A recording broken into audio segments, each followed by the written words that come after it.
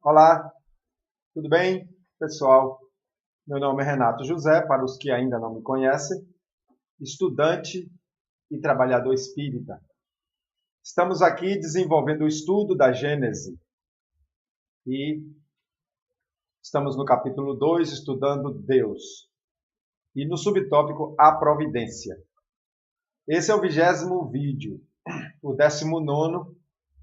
Nós já entramos nesse assunto, a providência. Pretendemos encerrar hoje esse subtópico, a providência, né? Vamos pedir a bênção do nosso Senhor Jesus para esse estudo, dos bons espíritos, que sempre querem a divulgação da doutrina espírita, sempre querem que cada vez mais estejamos com a nossa consciência ampliada. Não é isso?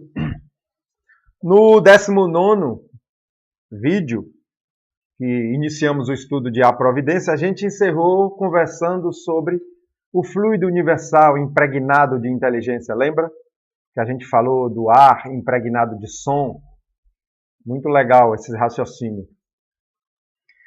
E vamos continuar aqui, que na verdade o que a gente está fazendo juntamente aqui com o texto de Kardec, né? Kardec fez isso. O que nós estamos fazendo é uma mistura de razão, né? Raciocínio e filosofia, na tentativa de ampliar a compreensão do que deu origem a tudo, do que harmoniza tudo, essa força, essa inteligência que originou tudo e que coordena todo o universo e que nós colocamos na língua portuguesa o nome de Deus, em outras línguas, outros nomes, mas que se referem a uma divindade. Então nós estamos aqui numa mistura de filosofia e razão. Não vamos ainda compreender o que é Deus, porque não estamos prontos para isso. A gente já sabe que a nossa intelectualidade, já lemos lá atrás que falta o sentido. Falta o sentido que virá com a evolução intelectual moral, com o merecimento. Então nós não vamos compreender, mas vamos dar uma grande ampliada, uma grande evoluída nessa compreensão desse Deus que por séculos e séculos achamos que era um ser humano, né? Um ser humano, um ser antropomórfico, um ser que está lá em cima, sentado no céu, olhando para a gente e depois vai julgar e botar a gente para o céu ou para o inferno. Não, isso é muito pequeno, muito infantil já para a maioria da humanidade. Então nós estamos ampliando esse entendimento, certo? Na verdade, tentando entender essa fonte de inteligência que gera e que organiza tudo, inteligência e amor. Estamos aqui no item 25 do capítulo 2. Item 25 do capítulo 2, para prosseguir. Então, longe de nós a ideia de materializar a divindade. Quer dizer, já está dizendo, longe de nós, né? Quando a gente conversou aquela coisa de um fluido impregnado de inteligência, como se estivesse trazendo a ideia de Deus para algo semimaterial. Longe de nós a ideia de materializar a divindade. A imagem de um fluido inteligente universal, evidentemente, não passa de uma comparação apropriada a dar de Deus uma ideia mais exata do que os quadros que o apresentam debaixo de uma figura humana. Foi o pré-comentário que eu fiz, né? O prefácio que eu fiz dessa leitura. Para avançar em relação àquela figura humana, aquele ancião de barba branca. Então estamos avançando mais um pouco na medida do possível da nossa condição intelectual, e isso já vai ser um ganho enorme para a gente. Já vai ser um ganho enorme, porque a gente passa a ter mais uma ideia mais clara de causa e efeito do que é a vida. Essa imagem se destina a fazer compreensível a possibilidade que tem Deus de estar em toda parte e de se ocupar com todas as coisas. Então, para dar essa ideia de que Deus se ocupa de tudo e está em todas as partes, é que a gente está fazendo essa viagem aqui entre filosofia e razão.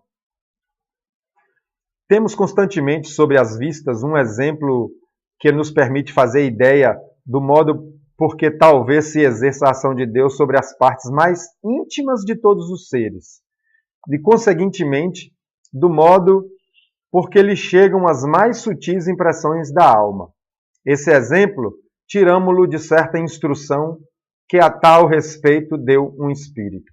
Então, agora a gente vai ler um exemplo para que nós avancemos na compreensão de como todas as informações chegam a Deus e de como Deus interfere em tudo. Através desses exemplos, como Jesus fazia quando estava aqui, usava as parábolas para tentar explicar. Nós agora estamos com, vamos dizer, entre aspas, parábolas mais avançadas, de acordo com a nossa atual intelectualidade. Então lá vai o exemplo que Kardec tirou da comunicação de um espírito. O homem é um pequeno mundo que tem como diretor o espírito. Imagine, o mundo, o diretor desse mundo é o espírito. E como dirigido o corpo. O espírito dirige o corpo. Nesse universo, o corpo representará uma criatura cujo espírito seria Deus. Ele bota entre parênteses. Compreendei bem que aqui há uma simples questão de analogia e não de identidade. Ele está fazendo só uma parábola. Estou pegando a parábola como exemplo, né? Está fazendo só uma analogia. Os membros desse corpo, os diferentes órgãos que o compõem, os músculos, os nervos, as articulações, são outras tantas individualidades materiais, se assim se pode dizer, localizadas em pontos especiais do corpo. Então, tudo que ele falou de músculo, de tendões, de órgãos, de nervos, são as individualidades materiais. Se bem seja considerável o número de suas partes constitutivas, de natureza tão variada e diferente, a ninguém é lícito supor que se possam produzir movimentos ou uma impressão em qualquer lugar sem que o espírito tenha consciência do que ocorra. Mesmo ele citando todos esses órgãos, a gente sabe que o que acontece no corpo chega no espírito. Chega no espírito porque está ligado pelo sistema nervoso, pelo cérebro, pelos fios magnéticos que ligam ao perispírito. Então, se você toma aí uma agulhadazinha, o espírito sente. Se você sente uma alegria, se você sente um cheiro, tudo chega no espírito. Há sensações diversas em muitos lugares simultaneamente. O espírito as sente todas, distingue, analisa, assinala a cada uma a causa determinante e o ponto em que se produziu tudo por meio do fluido perispirítico, como eu falei. Pele, células receptoras, sistema nervoso periférico, sistema nervoso central, cérebro, neurônios, fios magnéticos conectando ao perispírito e perispírito todo conectado ao espírito. De forma que se você encosta o braço numa coisa quente, chega no espírito em milésimos de segundos, né? Você ao mesmo tempo sente um vento no corpo, naquele mesmo momento tem um sabor na boca de um café que você acabou de tomar, ao mesmo tempo você está sentindo a cadeira, o tato do contato com a cadeira que você está sentado, né? Aqui o óculos tocando no meu nariz. Por mais que a gente esteja inconsciente naquele momento, todas essas sensações simultaneamente estão chegando no espírito. Análogo fenômeno ocorre entre Deus e a criação. Deus está em toda parte, na natureza, como o espírito está em toda parte no corpo. Todos os elementos da criação se acham em relação constante com ele, como todas as células do corpo humano se acham em contato imediato com o ser espiritual. Pronto, viu a analogia que ele fez? Todas as células do corpo estão em contato com o espírito. Para os materialistas, eu diria, está em contato com o cérebro. né, com o sistema que comanda tudo. Mas aqui a gente não está estudando com materialista, porque se você pegou esse livro para estudar, você já não tem nada de materialista. Já há de espiritualista aí, buscando compreensão além da matéria. Não é isso?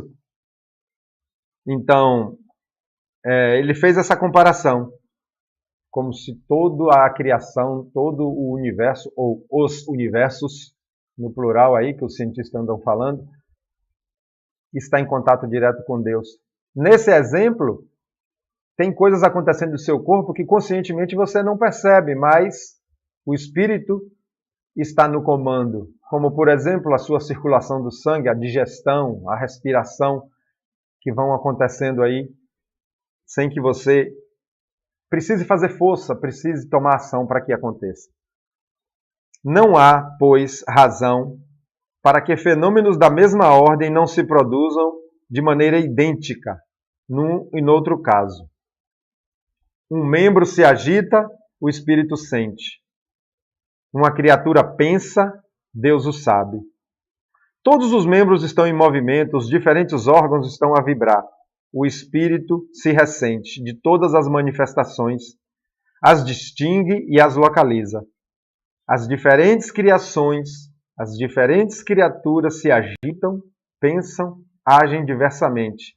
Deus sabe o que se passa e assina a cada um o que lhe diz respeito. Né? Pela energia que emana tudo, por esse fluido universal impregnado da inteligência, tudo chega.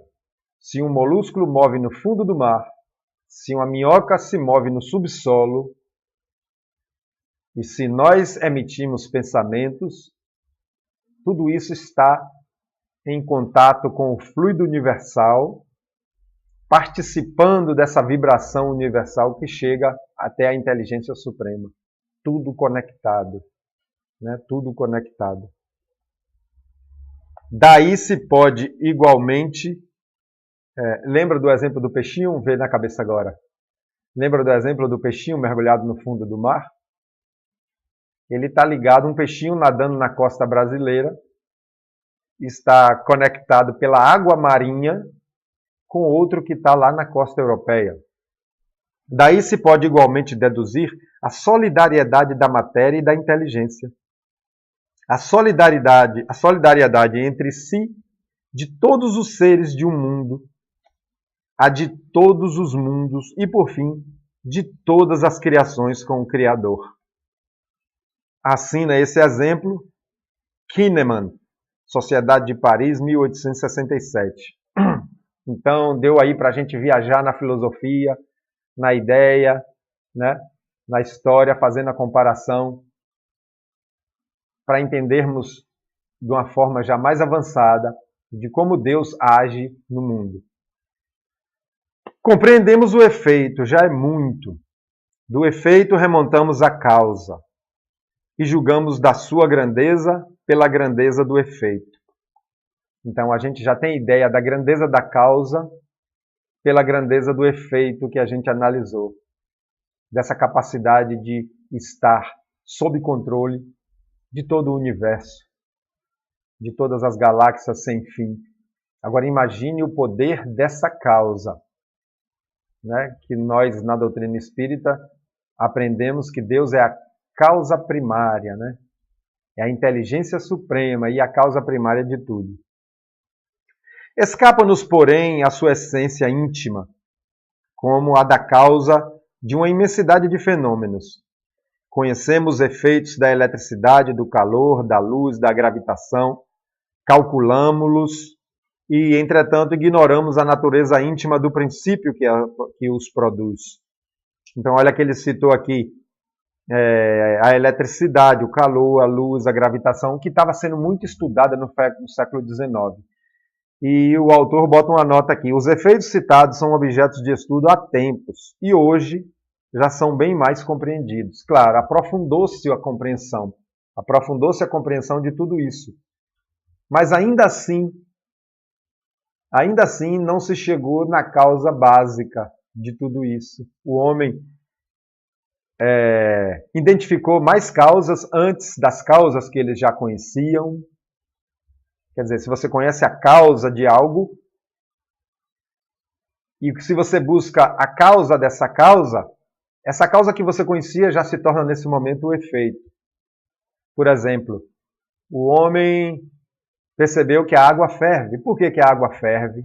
Porque suas moléculas agitam. Olha a causa. Então, agora pegando a agitação das moléculas, se tornou efeito. Por que elas agitam? Porque aumentaram sua temperatura e ela ganhou mais energia. Por que aumentou a temperatura? Porque a chapa da panela esquentou. Por que a chapa da panela esquentou? Porque o calor do fogo está em contato com a chapa. E por que o fogo tem calor? Por que o fogo se produz?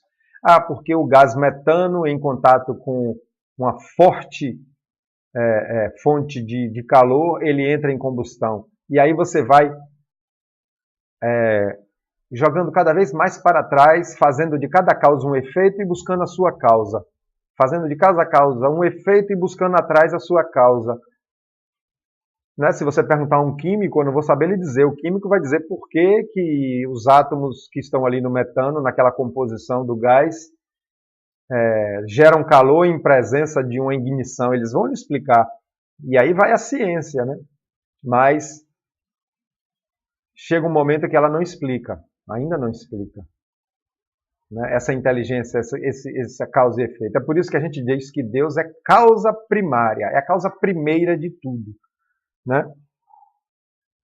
Será então racional neguemos o princípio divino porque não o compreendemos? Ninguém vai negar o fogo porque não compreendia o porquê que ele existe, o porquê que ele se faz. A madeira está lá, uma matéria, e se você aquecê-la, daí a pouco ela entra em combustão e gera o fogo. Aí você vai desacreditar do fogo porque você não compreende por que gerou? Não. O efeito está ali. É fato. Então, o universo é o efeito. Você vai negar a existência de um criador do universo porque você não compreende?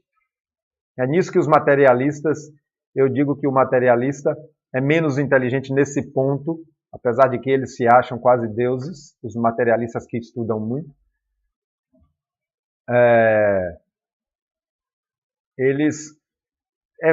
Se ele pensar como nós na questão de causa e efeito, ele vai pelo menos entender que há uma causa maior anterior. Se dá o nome de Deus, não sei, se dá outro nome, nome de natureza, eu tenho um sobrinho ateu, materialista, que ele dá o nome de natureza.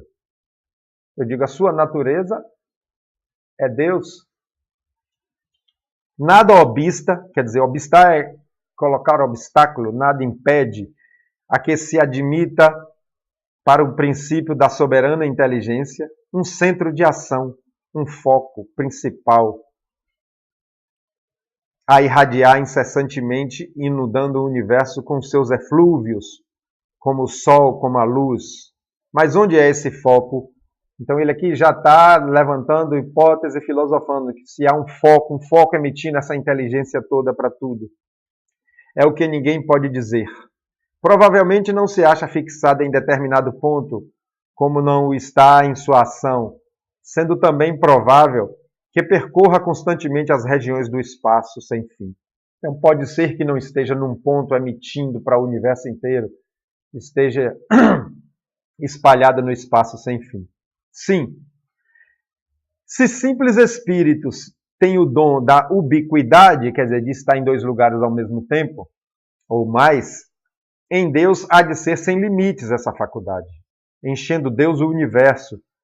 Poder-se-ia ainda admitir, a título de hipótese, que esse foco não precisa transportar-se por se formar em todas as partes, onde a soberana vontade julga conveniente que ele se produza, donde o poder dizer-se que está em toda parte e em parte nenhuma.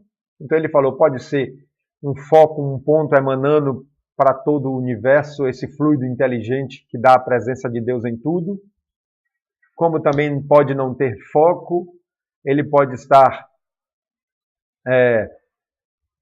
espalhado em todo o universo sem precisar de um foco, com focos infinitos, né? Aí está a onipresença divina, como também pode ser que ele não precise de foco nenhum, não precisa se transportar, o universo já é esse fluido como um todo. Olha só que a gente está ampliando a nossa busca.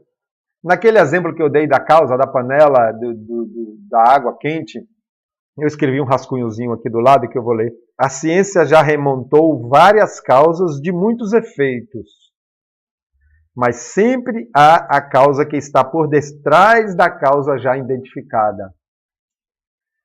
É nesse ponto que há aí a pesquisa que se juntaram vários países, não sei se foram 5 países juntaram para fazer um investimento multimilionário aí, em que os cientistas estão chamando da partícula de Deus.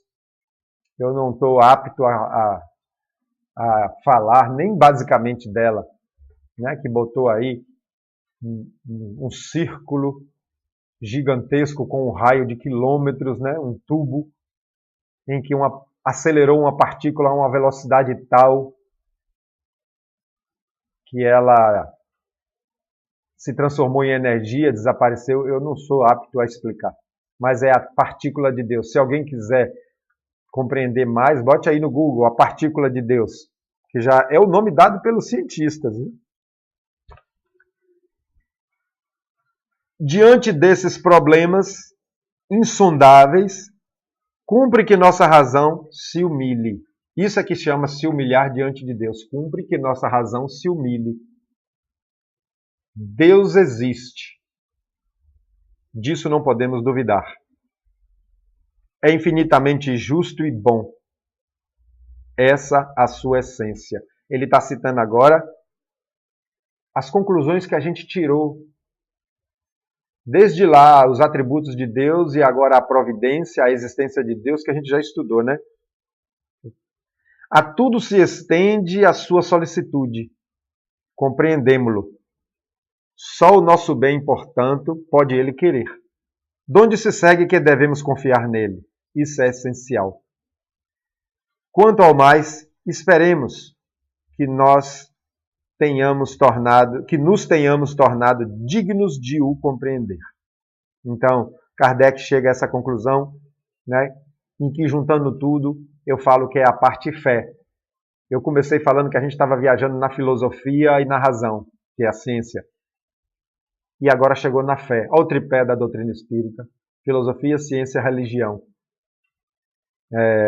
Então aqui fica na fé. Deus existe, é infinitamente justo e bom, a tudo estende sua solicitude, tudo que acontece nas leis divinas é para o nosso bem, né? Então a gente deve confiar, ter a fé em Deus quando a coisa não pode ser resolvida. É o ditado popular, entreguei a Deus, né? Quanto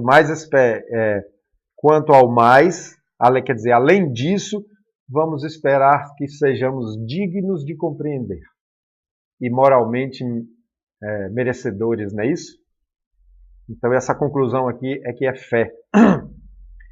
Então quando acontece uma coisa terrível, que a gente fala, nossa, como é que Deus permite guerra, Deus permite tsunami, câncer? Está tudo coordenado na lei de amor, está tudo coordenado na lei de evolução. Primeiro que a gente fica com medo é da morte, quando fala em tsunami, guerra e câncer. A gente fica com medo da morte. Mas a morte não existe. O espírito não morre. Então aquilo ali é uma lição, né? É uma experiência de crescimento. Terminamos esse capítulo, esse subtítulo, A Providência. Vamos entrar no próximo, A Visão de Deus. Continuamos estudando Deus. Deixa eu ver aqui se esse é o último. É o último do tema Deus, A Visão de Deus. É o último. A gente pode fazer num vídeo só. Tá bom, gente? Um grande abraço. Se alguém aí abriu esse vídeo pela primeira vez, tem aí mais 19 antes desse, tudo assim em torno de meia hora. vocês podem assistir. Se inscreva aí no canal, tá certo? Eu botei até esse estudo lá dentro do meu site bahiaespírita.com.br, www.bahiaespírita.com.br. Esse site é muito acessado, muito acessado. Ele tem mais de 1000 acessos diários. E as pessoas vão se deparar lá com esse estudo. E se clicarem, vão cair já no canal para ver isso aqui. Um grande abraço a todos e até o próximo. Até o próximo vídeo.